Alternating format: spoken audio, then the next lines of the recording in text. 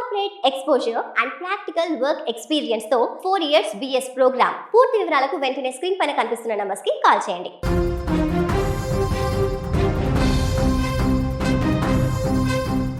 రాజకీయ రంగంలో మహిళల భాగస్వామ్యం పెంచే దిశగా తెలుగుదేశం పార్టీ కీలక అడుగు వేసింది. మహిళా సాధికారతకు తాము కట్టుబడి ఉన్నామని పార్టీ జాతీయ కార్యనిర్వాహక అధ్యక్షుడు మంత్రి నారా లోకేష్ స్పష్టం చేశారు. మహానాడు వేదికగా ఆయన చేసిన ప్రకటన ఇప్పుడు రాజకీయ వర్గాలలో చర్చనీయాంశంగా మారింది. ఏ పార్టీలోనూ లేని విధంగా తెలుగుదేశం పార్టీ తరపున మహిళలకు రాబోయే రోజులలో 33% సీట్లు కేటాయించబోతున్నట్లు ఆయన సంచలన నిర్ణయం ప్రకటించారు. పార్లమెంట్లో మహిళా రిజర్వేషన్ బిల్లు పాస్ అయినా లేకపోయినా ఈ నిర్ణయాన్ని అమలు చేసి తీరుతామని ఆయన ధీమా వ్యక్తం చేశారు. పార్టీ వర్కింగ్ ప్రెసిడెంట్గా బాధ్యతలు తీసుకున్న తర్వాత లోకేష్ పాల్గొన్న మొదటి మహానాడు ఇదే. దీనిపై అందరిలోనూ భారీ ఆసక్తి నెలకొంది. అంతకుముందు సోషల్ మీడియాలో తాను ఒక ముఖ్యమైన ప్రకటన చేస్తానని లోకేష్ పేర్కొనడంతో రాజకీయ విశ్లేషకులు కూడా ఎదురుచూశారు. అందుకు తగ్గట్టుగానే ఆయన మహిళా ఓటు బ్యాంకును, వారి రాజకీయ భవిష్యత్తును దృష్టిలో ఉంచుకొని ఈ నిర్ణయం తీసుకున్నారు.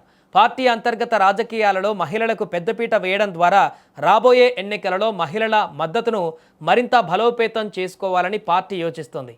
లోకేష్ ప్రకటన పైన మహిళా నేతలు, కార్యకర్తలు ఆనందం వ్యక్తం చేస్తున్నారు. ఇక ఈ కార్యక్రమం మంగళగిరిలోని ఎన్టీఆర్ భవన్లో ఎంతో ఘనంగా జరిగింది.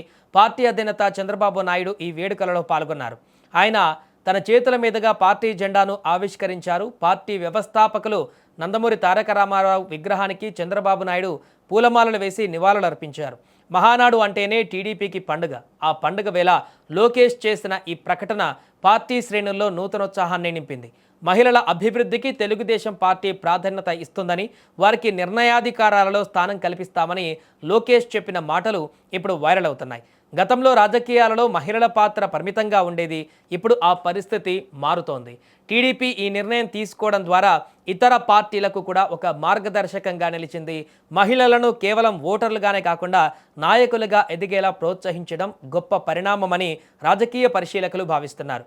లోకేష్ దూకుడుగా తీసుకున్న ఈ నిర్ణయం టీడీపీని రాబోయే రోజులలో మరింత ముందుకు తీసుకువెళ్లే అవకాశం ఉంది. మంగళగిరి వేదికగా జరిగిన ఈ మహానాడు తెలుగుదేశం పార్టీ చరిత్రలో ఒక మైలు రాయిగా మిగిలిపోనుంది. పార్టీ అధినేత చంద్రబాబు నాయుడు నాయకత్వంలో లోకేష్ దూకుడుతో టీడీపీ సరికొత్త వ్యూహాలతో ముందుకు వెళుతుంది. మహిళా సాధికారత విషయంలో టీడీపీ తీసుకున్న ఈ నిర్ణయం ఇప్పుడు దేశవ్యాప్త రాజకీయాలలో కూడా ఒక ఆసక్తికర చర్చకు దారితీస్తోంది. పార్టీ శ్రేణులు ఈ ప్రకటనను స్వాగతిస్తున్నారు. అన్ని వర్గాల మహిళలను కలుపుకొని రాజకీయంగా వారిని శక్తివంతులను చేసే దిశగా లోకేష్ చేసిన ప్రయత్నం ఇప్పుడు అందరి దృష్టిని ఆకర్షిస్తోంది. మహానాడులో ఎన్టీఆర్ ఆశయాలకు అనుగుణంగా పార్టీని బలోపేతం చేస్తూనే సామాజిక మార్పుకు శ్రీకారం చుట్టడంపై నేతలు ప్రశంసలు కురిపిస్తున్నారు. ఇలా మహిళలకు అత్యంత ప్రాధాన్యత ఇస్తూ లోకేష్ తీసుకున్న ఈ కీలక నిర్ణయం పార్టీకి కొత్త ఊపిరి పోసింది. కేంద్ర ప్రభుత్వం, ఎన్డీఏలో ఉన్న పార్టీలందరూ మద్దతు తెలిపి మహిళల కోసం రిజర్వేషన్ డీలిమిటేషన్ బిల్ మనం ప్రవేశపెట్టాం. మనం స్త్రీ శక్తిని నమ్ముకున్న వారం. ఆ బిల్కి సంపూర్ణ మద్దతు మనం తెలిపాం.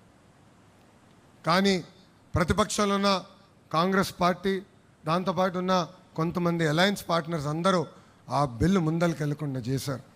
అందుకే ఈ వేదికగా నేను ఒక ప్రతిపాదన చేస్తున్నా. రాబోయే రోజులు పార్లమెంట్లో బిల్ పాస్ అయినా అవ్వకపోయినా తెలుగుదేశం పార్టీ కనీసం 33% స్థానాలు మహిళలకి రిజర్వ్ చేయాలని నేను ఈ సభాముఖంగా తీర్మానం చేస్తున్నా. I strongly believe that the next era of Indian politics belongs to women leadership.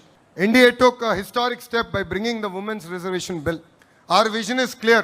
Women must not remain beneficiaries alone. Women must become decision makers. Unfortunately, in the recent parliament session, opposition parties rejected this bill. Many parties talk about women empowerment during elections and forget about them after elections. But Telugu Desam Party, since our inception, always believed in the power of women, supported their aspirations and dreams. We stood by them and we believe that they have greater role to play in Indian political discourse. Therefore, I propose that we leave from the front. Today, from this sacred Mahanadu stage, I propose that in the 2029 elections, Telugu Desam Party should allocate 33% seats to women, not as a slogan, but as a commitment to the future of India. We want more women lawmakers. We want more women leaders. We want more women policy makers.